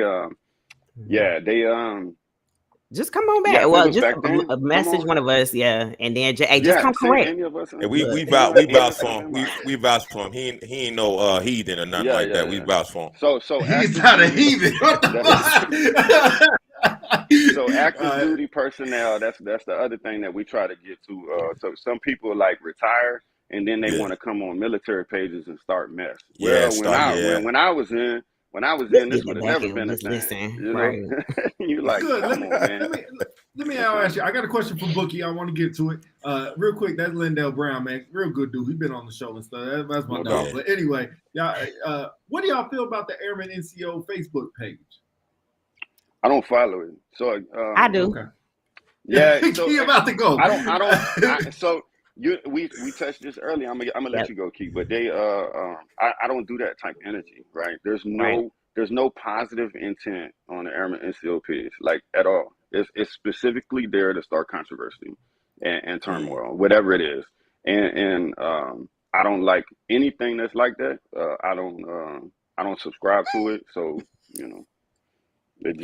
my energy is very important. Hold on. Right. So he's right. So I will say Keith, hold on. Let everybody take a breath because I feel like this is about to go crazy. Oh no! Okay, all right. No. So I say so again. What I do love about our admin team, and we are intentional about who is on the team, right? So for me, I know I'm a creator. I know my colors. I'm blue and gold. Like, and there's so many things where we balance each other. I'm a creator. Jay was a refiner. So we are, like, a lot of times we're going to think differently, and that's fine. So for him, because of his space where he's at, he doesn't want to even see that type of stuff. For me, I want to see. I want to see, right? I will say this, before I came back on to Facebook, I would get messages. So one of my jobs at AFPC, I was in assignment policy. So I dealt with sexual assault. I dealt with EFMP and humanitarian assignments. So sometimes there would be things that were posted on the Airman NCO page that were, I want to say, to me, about 80% of what they put out there is true and authentic. Now, they don't put timelines. So they may put a story out there, but it happened 5-6 years ago, and they don't put that portion out there, right? I think recently I was disappointed because some of the information they put out there was not true. Like the statistics. So, because for me, I'm like, well, what they're saying is true, but they don't add the context to it. But there would be sexual assault victims or individuals that were going through a lot of like human things. And so I would reach out to their admin team and say, listen, for this post right here, I don't want you to tell me who this is. Give them my information. Please have them contact us because there's an avenue for them. And every time I've done that, when I was in a policy seat, they've done that. Okay. So to me, I'm like, there was a certain line of respect. There were, I think maybe 1 or 2 times where they may have posted something that was, and individuals were going hard against people that I rocked with heavy, leaders I rocked with heavy, and I would inbox them. So I might need y'all to take that down before this. You know what I mean? Because it was well, what's your intent? Is your intent to expose? Because I can understand that from a certain, like, I get it. There's more than one way to skin a cat. Should you do it like that? Possibly not. Right. So for me, I'm like, I intentionally stayed on this page because, again, when I had younger airmen, this is what they went to. So case in point, when they put out the numbers, the averages for the last promotion cycle before it went out, it wasn't authentic. Right. But I'm talking to my mentees that are supervisors, and I'm like, do you all know how to tell off the bat if something is authentic or not? And so they were like, no. And I said, okay, so I'm gonna send you 2 screenshots. The one from that page about the averages, and then a different one. Go into Google, click on the little camera, and put that picture in there. The one that the Airman NCO page put up there, nothing came up. The one I sent them, it was like 6 different articles. So although we don't want our airmen to be on those type of sites and take it as it's true Bible or whatever, or it's true, this is what it is, we need to at least arm them and show them, or you need to be knowledgeable so you can have those conversations and say, okay, this is how you look. This is what it is because you're doing this, arm them. So for me, I don't necessarily feel any type of way. I think that they have, there's a lot of times they take it too far. So then I'm like, this is where I go back to the integrity of the page. What's the intent then? Yeah. Certain things that I don't agree with. And to give y'all the, and I'll get to this thing, but I want to give y'all the story too, because this was when I was really like, mama, we made it. So we ended up on Airman NCO page as well. So they, early on, somebody screenshotted our content or whatever, and then we ended up being a post, and that's how it really got out to a bunch of people, where they were spreading the rumor that we were minority only page, and we were blocking all non-minorities from the page, and that wasn't the case. And now I will say we did reach out to the admin that was on there. It was like, this is the situation. Here's our statement, because at the time we still do. We have vision statement and everything, and this is our intent. And they ended up taking the post down. But yeah, we did end up on the page too. Yeah, I mean, we was up there last week. So for me, I'm and so I guess, so this is the thing for me. I guess for me, this is an accountability integrity check as a leader. For me, if you put anything I post up there, just spell my name right. That's Keyona, right? Campbell. If you can't spell Campbell, you know what I mean? For me, it's once you embrace it and your airmancy, the shock factor is not there, then they're going to look for something else to put out there. But it's when you then look for other things. It's but Drea, yes, we were up there last week. It was last week or the week before, but it was like somebody was asking for advice. And so again, when you ask for advice, any leader, you want all the details. Don't give me this little snippet, because I can give you one answer, but if I don't know all of the details, I cannot give you a true answer. So they sent a screenshot over there, but I welcome it. Just spell my name right. What I say once, I say twice. Hey, so you want to come down the street? Come on, you know what I mean. So for me, it's when you have integrity about what you do, when you put that stuff out there, whatever. To me, I'm like, I said it. It just it is what it is. Let me hit y'all with one more question. Y'all got a little bit of time. Let me hit y'all with one more question. Oh yeah, go for it, man. Get all the questions, man. Perfect. Yeah, I think I missed some, but how do you handle leaders, peers who aren't willing to adapt to the younger generation of airmen? Y'all can take each one. Y'all can take one, take leader, one take peers. Y'all can take both. Go ahead, Key. I'll let you go first. My answer's easy with this. So I think for me, it's I've even had leadership that did not approve or want me to be in this type of space on these platforms. And I'm very meticulous and particular about saying where I work, where I'm at, because again, I don't want it to come back to say, well, I was speaking on behalf of my career field where I worked or whatever. For me, it just depends on the person's willingness. If they're not open, I'm not gonna, waste my time. I think for me, consistency is the key. So if you consistently see me doing, certain things, then you'll come around in your own way. As far as my peers, I've had conversations with them. To me, it's just I don't know, like it's levels to blue. I'm Air Force blue, but I think I'm like a cobalt blue. Not necessarily. So I say that to say, and then I told you I had a rough beginning. Airman Basic Little was a whole lot different than what you see today. So I used to have my supervisors used to make me write papers on things that were in the PDG. So maybe that's why I know a lot about some of that stuff. So followership, you got to meet the airmen where they are. Right. So if they're there, even if you don't necessarily have to know the widgets of whatever these different platforms are, but you got to meet them where they are in order to know where to start to inspire them, plant those seeds, and grow. You can't just this where I'm at. You need to meet me here. If they can't even read what you're doing, you gotta get in them weeds. But for me, it's Father Time is gonna tell it. So if they don't want to comply, I think over time they'll come around. What I do respect is my peers and leaders who don't understand it. They'll come to me for help. Or they'll say, how should I do this? And I have so much respect for that. But that's how I kind of do it. I don't close them off. Was a book that the Air Force had a long time ago that helped you understand the Air Force. But go ahead. Back in the 20s. It was a guide. It's a professional development guide. That's what they say. It's a guide. Younger people don't know that. It's like bringing up a TV with a box. TV without a remote. People don't understand that. And that's our fault. That's where I feel like we failed them. You know what I mean? Because and what's crazy is now we really can talk about it more out loud. I think we were afraid to talk about it because of test compromise or whatever. But like it's a guide, and I like to put it on. It's not, I'm not telling you that you need to stand up when senior leadership walks in the room. This book is saying that, this guy, because we come from different places, but I can't even have that conversation if I don't know what's in there. Right. But so one point, and we do this all the time, so y'all can catch it on a lot. So I think that's an unfair statement. You said one thing that I don't agree with, is saying that we failed them by not making it a test, because I still stand behind the side of, like, if they want to learn, like, the information is still there. We didn't get away from the book. The book is still there. We just don't test on the book. So we didn't fail anybody. So you did say that one point. No, let me rephrase. So when I say that we failed them, not making it a test, not having those conversations.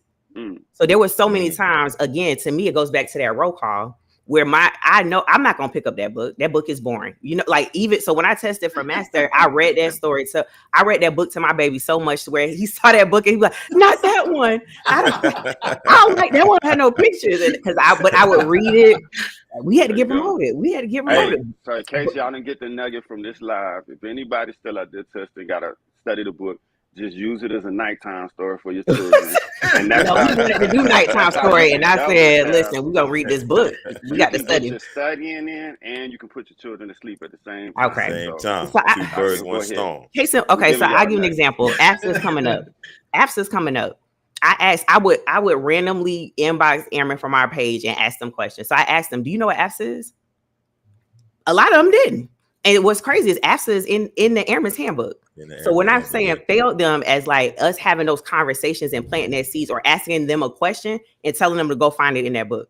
You asking me a question, go find it in that book, because 90% of what you're asking me is in that book. From leave, from what type of feedback you need to do, from you're not supposed to be backbiting in the office, from a lot of these different things. And so for them to not know those things, that's where I say we failed them, because we're not planting the seeds of the importance. I'm gonna tell you, and I don't tell me, y'all let me know if this in line with it or if it's not. But I'm gonna tell you why, right? And like you said, I'm gonna give you that with the fail part, because what's happening, right? We spoon feeding these airmen just enough of what they need to know for what they put on a 1206, because if it goes on their 1206 and they win in it, they could go on my 1206 and my 911.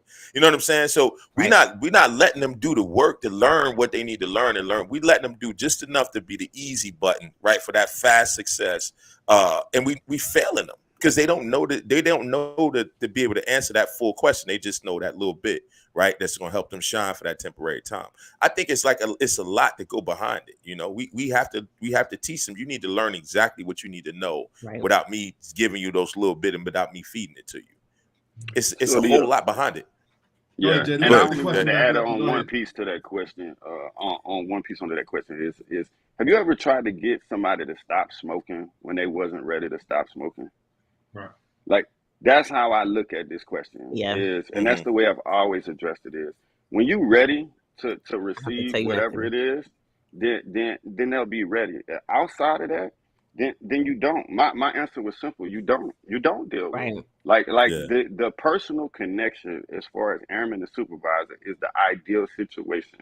That is by far the ideal situation. But as far as Air Force standards, and you have a supervisor that can't communicate with you because there's a generational gap and their unwillingness to learn, then okay.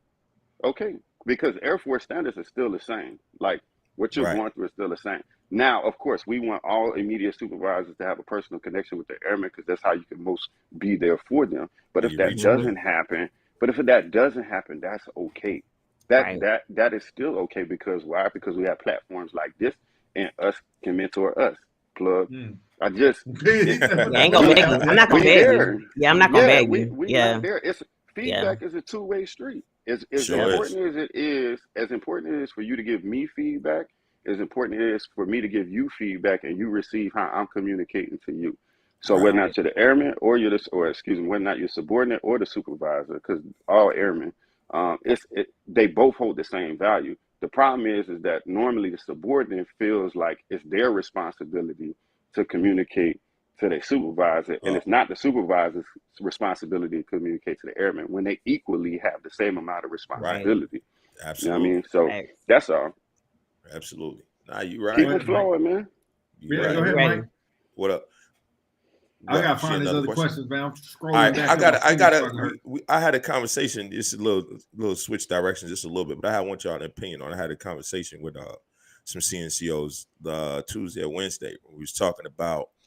I give you an example. I got an airman or junior NCO I can't reach, or they have a problem and I can't solve it, right? And I can't handle it per se, and I come to you, a fellow CNCO. I don't know how to deal with this individual. I can't, I need you to help me out. And one of the opinions was it doesn't happen. You're more likely to get the response that ain't my problem, or what you mean, you're a CNCO, you can't handle that, versus I got you. You know what I'm saying? Like let them come, bring them to me. Let me handle it, because whatever your communication level is to this person, you can't relate, but maybe I can. So the point of it was that type of help and that type of connection is not there, or it's at a minimal. What you think? I'll go. I'll let you roll, P. Man. So I mean, for me, it's a couple of things. Whoever, if this was you or whoever this example was on, to me, my first thing would be like, it sounds like they need to change their circle. Or know your circles to know who you can go to in those type of like spaces. But again, for me, I think one of the biggest lessons I learned as a tech side or staff to tech was peer-to-peer relationships and the importance of it. And it was me seeing my superintendent and she rocking with the other superintendent, and they never were like in battle against each other, even though like our flights always competed. Shout out to Chief Master Sergeant Hartson and Chief Comer. And so Chief Comer was my superintendent, but she sat us down and was like, listen, so these peer-to-peer relationships matter. The things that you're going through, 9 times out of 10, the person right next to you is going through the same thing. So instead of saying, I found it my way, let me do this, that's not what we're about. So she then had to show us how we have those conversations. And so for me, that was hard, because I was always told, you need to follow what the leader is doing, make sure that they're good, you go to them, da da da da. So she was like, yeah, your leaders can get you into the room, but to be respected at the table, that influence, or if you need somebody to get you, like help you in the clutch, that knows what to do firsthand in that moment, those are your peers. Right. So for me, I just made sure that if I had certain individuals that was like that responded that way, they probably weren't a part of my circle, because I don't keep that type of energy around me. I don't have that type of time or bandwidth. So to me, but it's sad because it is true, because but I didn't see that until we started having these conversations, where I'm telling folks how me and my circle roll, and a lot of them are like, really? And when I say circle, there's a bunch of different circles, you know what I mean, for different situations. So some goes on, right? I know who to call, I know who to get in contact with. But those relationships were intentional.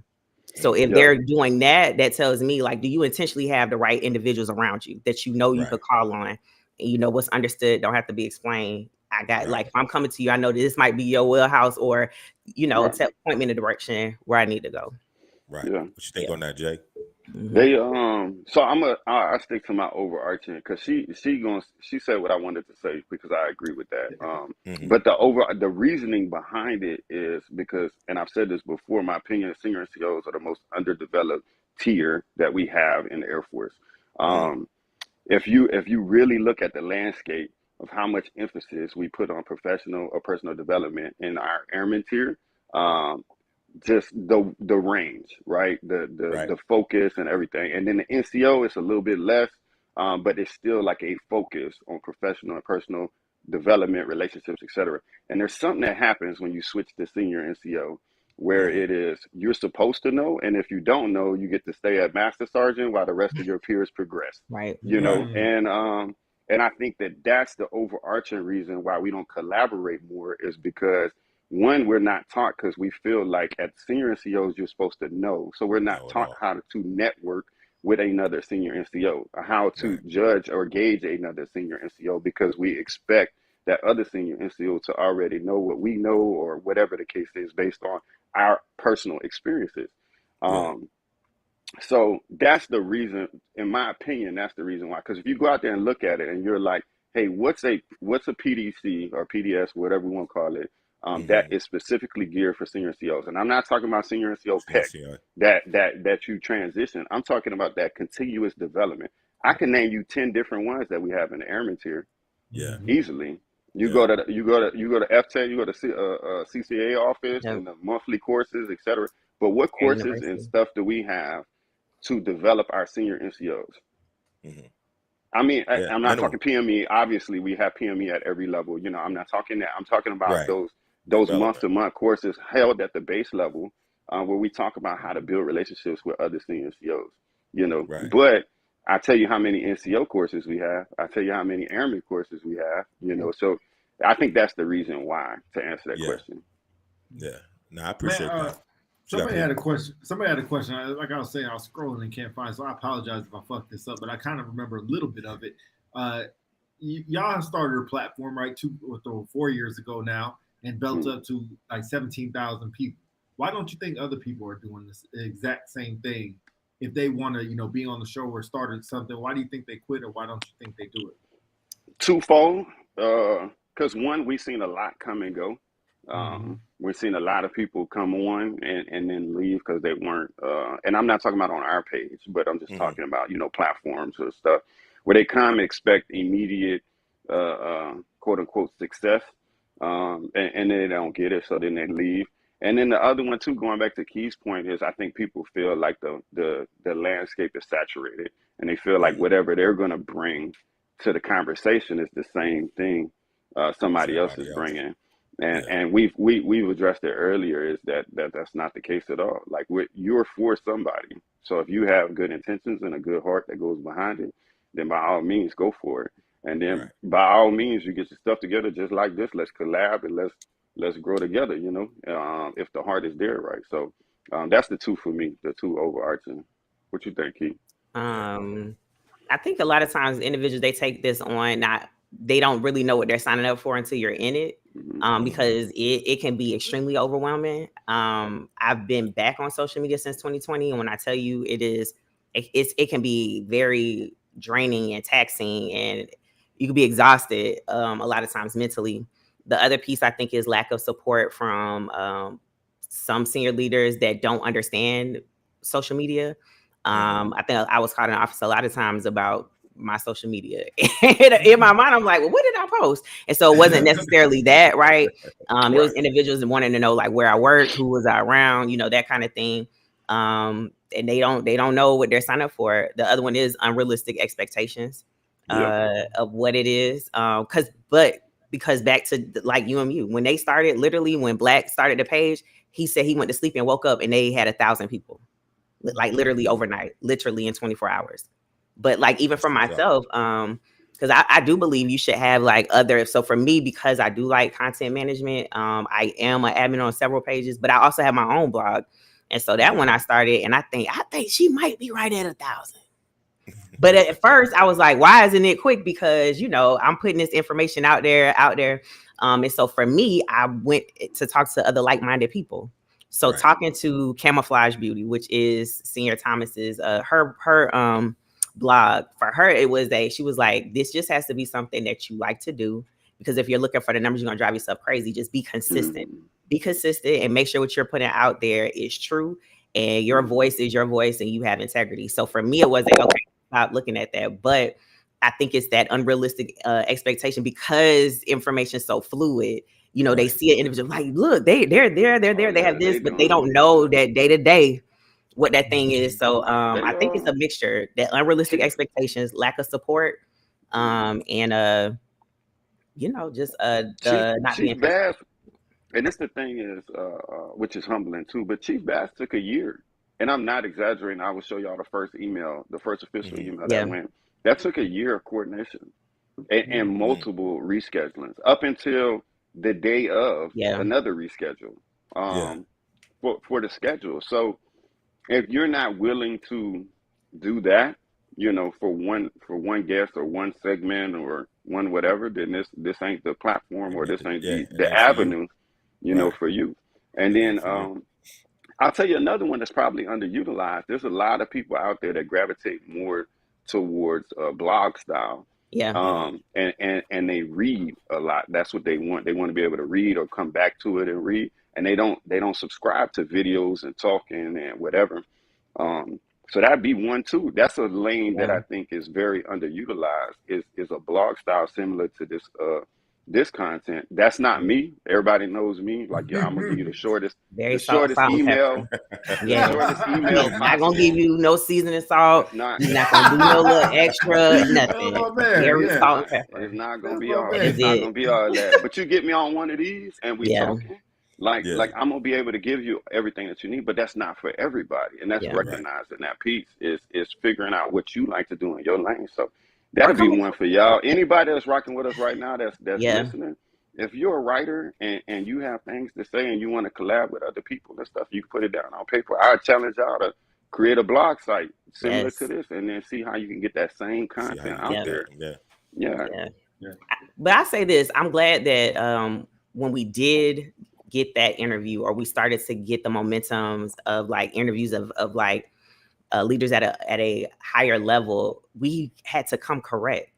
You know what I mean? And so for me, it was you can't just pop up here because you're like your name of who you know, that name dropping I don't like, but that it's only gonna take you but so far. And so I remember, I think it was after we did the interview with Chief Melvina Smith, Chief Weatherspoon, Chief Russell. Afterwards, I said to Chief Smith, I said, what are we missing to be able to get that respect off the bat when we're asking for this? And she was like, are you sure you want that? And I said, yes. So when she gave it to me, I sent it to the guys. I said, so this the format we about to follow. And so when we start doing this, we're going to start coming correct. So, and so he gave me so much pushback. He gave me so much pushback at first. Hey, but at first, and it's calling myself out. I'm like, yo, that's not me. That's not where we came from. You know what I mean? That's not. And she had to explain it to me, and was like, look, if this is where you're trying to go, because I see where y'all are trying to go. Yes. This is the next step of evolution. In it, and again, going back to and humbling myself. Like, the content's not for me. The content's not for anybody that you see on this live right now, like us talking right now. This conversation is not a benefit for us. You know what I mean? It's for them. So if we got to make adjustments or moves to get more content and more people on the page, then when it's for them to begin with, then cool, we'll make the adjustment. But I'm not going to say it went It did not. smooth. I had to massage that thing a couple of times. But look, as soon as we did. I remember the first one. Look, you remember the petty one? So yes. The petty one. Petty one. Yes. He had to do something just cause. He did. He did. They gave me a script. I sure did. I sure did. Jay will get a script. I said, bet. Because I was doing the double dance dance that Pete was doing. That's why Jay would know it. Because I'm like, imagine it's him and Black, and they have their little thing going right. So the missing flavor that they knew they were missing was a female voice or just a different style, right? So I don't know them like that, but they would not. They had a flow. So then I just asked the question, like not necessarily script for line, but just can we get a little format of who gonna ask what? Because but now he like, okay, bet. So it was more so like just to keep us in a cohesive space, but it also prepared us when we want to have conversations with these leaders that have to have questions up front so they can go through their legal and PA and all that. We were already ready. So that made it easier. And then once they saw, to me, that word of mouth, once we had those interviews, a lot of different doors open for us where folks knew, oh, they got their stuff together. Let's go. And we was winging it. But yeah. Jay, I feel you 100%, Jay, because I'm like, don't script me for nothing. Don't put I read that script. I read it. And so he was like, hello, everybody. Oh, yeah, that's how I'm going to be. I said, that's what you want to script me, I'm going to be like that. Welcome to UMU. Welcome to UMU. Kiana, it's your turn now. I said, oh, that's what we're doing. That's what we're doing. Okay. Yeah, we had a show with two Comanches, and we feel you because they had to look at all our episodes. We are not script them at all, and they was it was hard. The email thread of like the approval. I mean, we talking 2-star, 1. I'm like, and so I was like, just do a skeleton. So, but I told him too, I said, just do a skeleton. Don't script necessarily word for word. Cause I'm like, cause I understood he wanted to keep it authentic. And I said, we can. I just need you to be willing to look from a different set of lenses. But we that the first script they sent me was like 3 pages. And I was like, come on, y'all. They want you to do like because Black was being funny. Because we're gonna tell it all. Because Black was being funny. Because I said, can we at least have like a little outline? And so he was like, sure. So he sent this long script. And then that one was cutting up, and I was like, whatever, man. They had you up there like you was auditioning for Bad Boys 7 or something. Dang. Yeah, we got to let this sequel go. Right. Yeah, I'll be like, well, moving on to the next question is, I can't He be did. He did. Yeah, I'll tell you, I'm the same way. And Mike will tell you, man, we had a couple times like, man, we need a script. And Mike will correct me like, hell no. Like, we ain't doing no script. We just oh my God. Organic. Let's just be organic. And there's levels too. Again, it's levels too. And so for me, once I knew that we were doing this whole conversation piece, I then wanted to be exposed to other type of podcasters or influencers. So if I'm watching Angie Martinez, I would go from that to watching CNN to watching LeBron James's podcast, because everybody named Mama have a podcast now. If I'm looking at them and I'm watching their videos and they're bringing out an outline of a script, not line for line, but just so you kind of keep the flow. If you lose your space, this is where we need to go. It kind of was like, okay, bet. So if anything happens, we still have something to fall back on, where I'm like, they still can be authentic. So where do we compromise with that? And so, yeah. But it's a difference. You could definitely tell. So I'm glad. It's definitely, it's definitely like you said, fluid. It's left and right. You'd be like, oh man, like, and then not only that, what we do, our lifestyle. So like you said, Black gone, you know what I mean? So now if you be out of pocket, now you got Jay solo, you know, you're trying to figure out how we gonna rock. Can we even rock? Like, we got to take the season off. Like, what are we doing? So it is a lot. It gets overwhelming sometimes. You know, take a step back and be like, all right, we got to pause and then we regroup.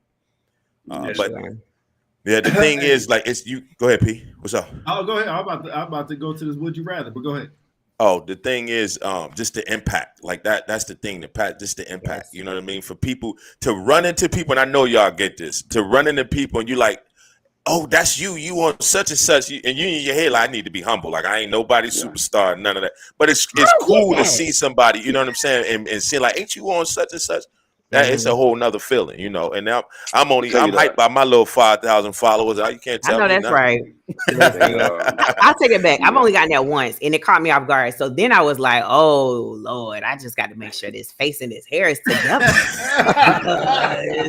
You know, I'm big on minding my business, so I get to where I need to be. I come back, and then I was at work, and so we're not all the way back every day.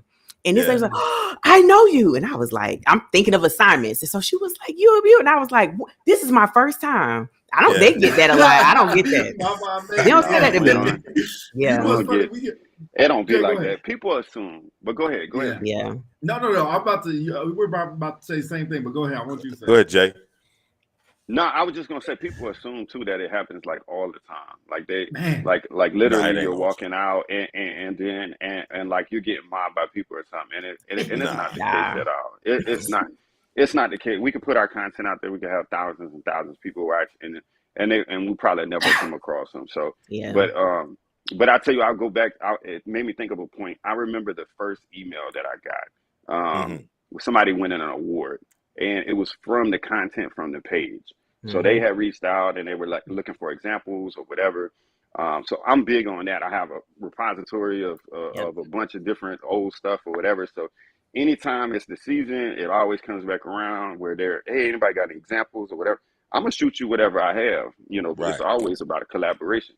And when I got the first email back, because I don't never hear anything back, I just forward emails to me, whatever. I had a first email back and the individual had run at the wing level or whatever and attributed a lot to the content from the page and the examples, what that was sent. And you want to talk about super humbling, man. I remember screenshotting it and shooting it to y'all and I was like, yo, look at this. And I mean, that trumps, I mean, everything. I mean, when I say everything, I mean the thousands of followers, the thousand members of the page, the guests that we have on, all the interviews, everything. You want to talk about like the most heartfelt stuff is when you get that type of feedback where it's not only like a mental, because you can impact people mentally where it's like, hey, you put me in a positive direction or whatever. But when you see content, when they're like attributing their promotion to the content of the page or they're attributing their award to the content of the page, man, you want to talk about super humbling. It's a different feeling. Just a warm feeling, like give you goosebumps and stuff, man. It does. And you don't know where your reach is gonna be. I think we did I did a speed mentoring session. So I advertised on our page heavy. We got a lot of folks that signed up through it, but it wasn't necessarily a UMU thing. But I remember right before we did the speed mentoring, I had mentees sign up and mentors sign up. a couple of the airmen reached out to me personally, and they were like, "Ma'am, is it okay if I sign up?" And I was like, "Yeah, you sign up." They were, one was an airman, like a E2, and another one was an A1C. And so I was like, "Yeah." So they were like, "Are you sure?" And they were stationed. I don't want to get too much away. So I was like, yeah, you could sign up. So they came in, and so I intentionally had them in certain rooms with male leaders. You know what I mean? And so afterwards, I think I said this to you all, but I got an email back from one of the airmen, and they were like, when they saw the flyer and stuff come out, their leaders told them, their immediate supervisors and flight chiefs and them told them that because they were pending Article 15 punishment, they didn't need to sign up for this. And that if they knew that was going to be happening, that I wouldn't let them sign up. And so I was like, no, sign up. And so the guy was like, you don't understand, man. Like for the last 2 weeks, I've been in my closet crying every day after work. And he was like, I know that I messed up, but then it was like, well, how long do I have to be punished before you then let me back in like you care? And so he was like, I just wanted to be around somebody or other people that did not look at me like I was just this bad person and kept reminding me that I messed up. And so he was like, their heart dropped, and they were so afraid that I was going to say they couldn't, and they thought that I knew because they say personnelists know everything. So it was like, I didn't know, and I didn't know who they were, you know what I mean? And so I reached back out to those senior NCOs that was in their page, and I was like, y'all, it costs nothing to be polite. And so one of the guys was like, he was on suicide watch. It was really bad. And so they were like, they wanted to volunteer for something that had nothing to do with their base, that they didn't have to ask permission for. And so I told them, like, if nothing else, to create a space where it's like, I don't care what you've done. Now, accountability, whatever it is you need to be held accountable for, that's fine, but it's still a person. So for them to sit up there, right. And so I think one of the questions they were asked was like, what did they like about themselves, or what did they think was good? And they couldn't think of anything. So he was like, to just have men help me see the good in me. He was like, but then when I looked this person up, and they're a chief, they're an actual chief. And then one of them, I guess, was a command chief. And it was like, man, I'm like, is it really okay if I message them? It was just so humbling in that space and in that moment. It was disheartening a little bit. But again, I only know a snippet of what they were saying. But for an individual to tell me they was in their closet every day after work by themselves because they just felt so worthless. And so to see that and to think that they weren't going to be able to be a part of it, to me, I'm like, man, I love the fact that this, if COVID didn't do anything else, it definitely it took away the boundaries. It's limitless of how we can collab. So to know that we have connected, I connected with UMU, and me and Jay, we were in the same city and didn't even know it. You know what I mean? And so it was, and those individuals were even out of the country. So it hit differently. Yeah, and that for me was like, all right, we have to put this space out there. So no matter where you are, even if you're not getting it from home, you still have a space where you can feel wanted and know like you can overcome anything. Yeah, so, that's what's up. I like that. I appreciate y'all, man. Yeah, really do. We got a little game we like to play. I ain't gonna let y'all go without playing this game. If y'all see the show, if y'all haven't, it's even better. But we used to put y'all on the hot seat, but now we call it Would You Rather. So I'll just got up a couple questions. I'm gonna ask y'all, and y'all can both answer the same question. We'll go through about 5 or 6 of these, and just however y'all feel. And, it's not. Last time we did this, they thought it was a dating game, so this is not a dating game. Okay, so yeah, don't do that. Okay. But let's see y'all answer on this. So real quick, we'll get y'all a warm up. Would you rather make a phone call or send a text? Key, you can go first, then we'll go Jay, then we'll split flop. Send a text. I'd rather send a text. Yeah. Okay. Yeah. Would you rather, Jay, you go first. Would you rather read an awesome book, I think I know this, or watch a good movie? Movie. Movie. What you got? Movie. Oh, your movie too. Okay. Yeah, I do Audible, so the team has let me mature. Yes, I'm up to Audibles, so I get my content in. I get my content in. So. Hey, don't feel bad. I do the Audible too. Like I listen to the book and follow along and read the book while somebody else is talking. Yeah. Well, I said I still buy the books and I still have them for reference, but I just have to digest my information. Yeah, I got to digest it differently. I must be a music head. All right. Yeah. Key, would you rather explore space or the ocean? The ocean. Yeah, just because I feel like we have things in there that I can trust. You know, we got a couple of spaceships out there, but I'd rather just, stay close. You gonna get on the Elon Musk, space. That time is no, I'm not on a unknown. I guess I say I'm not an unknown type person, right? So I don't need to know. Like space is space. It is what it is. I'm not that, you know. I know fish, not curious, and I'm like, yeah, I'm not like I know the ocean, and then I'm like, oh, I'd love to go see more. You know, I snorkel and stuff too, so it ain't. But space isn't. There's nothing about there like, oh, let's go find out. I don't know. It just that's not for me. That ain't true. Got you. Which one would give you more stress, losing your keys or losing your cell phone? Jay, I think you're going first. Keys. I guess it depends if I have to leave. That's a goal. That's 100%. Yeah, 100%. She got to go. She got to go. Got to leave. Yeah. So probably my phone. I would say my phone. Oh yeah. Okay. Come on, that was without a doubt. Don't do that. Don't do that. I didn't do that. Don't do that. Don't do that. You said you're blasting her. Yeah. All right. Last two to go. Would you rather? Key, you go first. Would you rather have more time or more money? I like money. Yeah, man. Hey, man, that's my girl right there. Here we go. Yeah, if I could make money a little bit. Hold on, let me see. Oh no, I can't do it. That makes Jay big on the screen. Hold on, I'm trying to make you big on the screen. Nah, just flip it. You know she like a little money. I like a little money. Change the boxes. Yeah. Yeah. I should have done that last time. Yeah. Jay, what about you? I'm sorry. Mine's is time. So yeah. And I think people don't understand the reason why they want money is so why do I want more money? Time. So you can have more time. That's the reason why you want money. Like that's be philosophical. Nah, I'm what? He can't be. He can't be. That's real. I mean, but that's an honest comment. Is like, you know, the pursuit of money is to gain back your time. That freedom. You know, so we work hard. We work hard all the time with the intent to sit back one day. Right. And when we sit back, it's because we're making money, right? But now we're making money, and now we can sit back. So like if I could have more time, then that's my whole goal. You know, originally. In the first place, yeah. Hey, Pete, you hear that? Pete, did you hear that? No. Yo, you know I love my money, bro. I love my money. Here you go. Go ahead. What's the next? A whole 7 hours about it. Anyway, we'll keep going. I got kind of dark one for you, then we'll flip it up with a good one. We'll end with a good one. So, would you feel worse if no one showed up to your wedding or no one showed up to your funeral? Shit, you ain't knowing who showed up to your funeral. Yeah. I don't know, man. I'm so personal. Like I'm about to say I'm personal about that one too. Because for me, Well, I'm family oriented, but all right. So I'll pick one. It would be the wedding because whoever I wanted to come and they didn't show, then okay. Yeah. The funeral, I really don't want anything for my funeral. Like I want y'all to be happy when I go. You know what I mean? Like I don't want, want everybody to show up crying and stuff. Like I want it to be cool, But I understand the reason behind the question because it's one of those like the legacy you leave behind, how many people you impacted.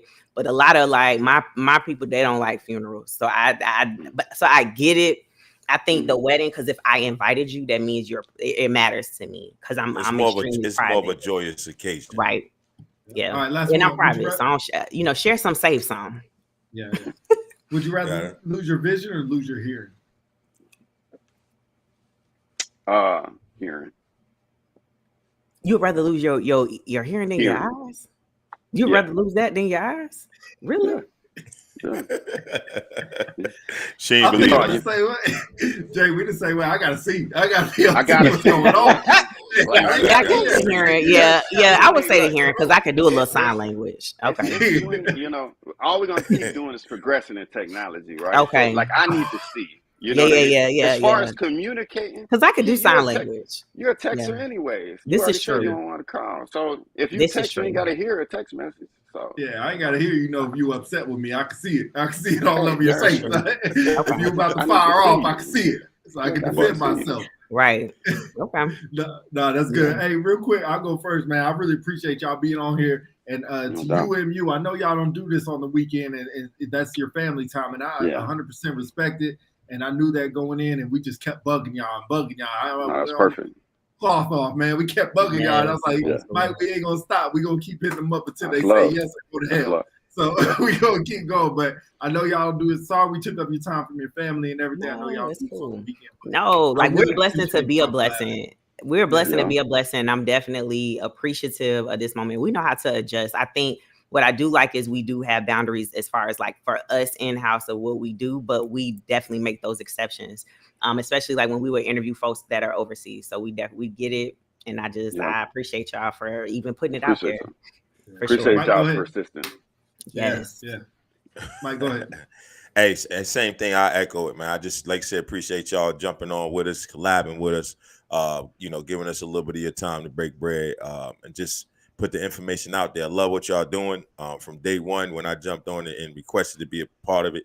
I done got some information for myself off y'all pages, just reaching out across the enterprise.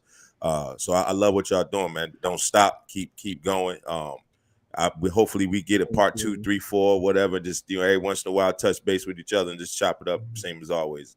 Hold on. Well, maybe we could connect with you all. So in a couple weeks, we are gonna be going to AFSA, to the Professional Education Development Symposium. We like acronyms. Right. So we have so AFSA this year is doing an influencer circle. So they asked 5 different platforms of influencers to come out there and bring awareness and connectiveness. So hopefully, so if you're saying you're gonna be there, we can probably do a on the spot type of interview and kind of get us all in that space of networking and connectedness for sure. So if y'all are going, please go. Please be there. Of course, I won't be there. Yeah, I gotta sit here and fight the war on terrorism. So I gotta sit here and protect freedom out here. No, really, I was gonna go, but it just didn't work out. So I can't take my leave till September. So I'll be here. Yeah, but I would love to have been there. But we can do it online and live now. Listen, I'm always all right. We tap them in. We got 5 days to tap them in. Yeah, for sure. I'll be there. I'll go online. Don't matter what time of day it is. As long as I ain't at work, I'm on here. Okay. Sound like. But Jay, go ahead, man. Hey, kick us off with the last word, Jay. Normally I would have a good one-liner for you all, but my focus today, if I could, would be the AFSA, man. I think this is super cool what we're doing. We're really bringing the influencers to the forefront. It's several different platforms, 5 different platforms that are going to come there, not to include all the other professional education that's already there at the AFSA. But this one particularly is the inaugural opportunity to come with something that's just super unique.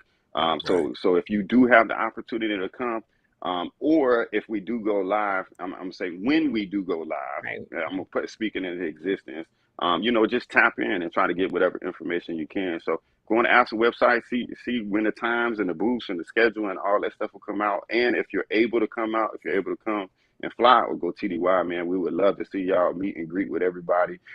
If anybody wants to go live or do anything during that time and y'all see us, by all means, like, we're super humble people. I don't care if it's a one-on-one and you want to come talk, man. If we're standing there, by all means, come holler at us and let's get it in. So that'll be an opportunity where all the admin from UMU are going to be able to come. And y'all get to meet everybody, or if you have something y'all want to discuss or whatever, connect, link, network, whatever the case is. And there'll be 4 other platforms that are going to be there that y'all can connect with. So all different flavors too. It's all different flavors. I think professional development is just chicken. And it's a different style of chicken. So if you like your chicken fried, you know where to go. If you want that jerk chicken, you know where to go. But the baseline is, we all want to do that professional development. We just have our own way of preparing that meal. So absolutely, I'm definitely excited, and I can't wait to collab with you all out there and meet whoever, just to keep going. That's awesome. I wish I could go. I really do, but y'all gonna go ahead and kill it, man. For sure, and hold it down. And please, like Jay said, man, if y'all know us, man, come up and say what's up. A lot of people be looking like, I think that's you, but I'm not sure. Treat us like cheap master. Don't be weird. I can't really talk to you. Like, come on, man. We just regular people. Right. Now, give me a little bump now, because COVID is still here. We're talking about some clock. Give me a little bump. I might not hug you. Give me a little, let's do this. Let's talk about that now. We need to put that out there. Probably right. Right. I appreciate the collab. I appreciate the time and everything. And hopefully, good luck for the future. If y'all ain't following UMU, I don't know what the hell's wrong with y'all. Go ahead and get on there and follow that UMU page. And let's get this thing going, man. But that's all I got, man. I appreciate y'all. Like I said, I really appreciate it. This stuff. But we out of here, man. Unpopular Celebrities. We out. I know who it is. Peace.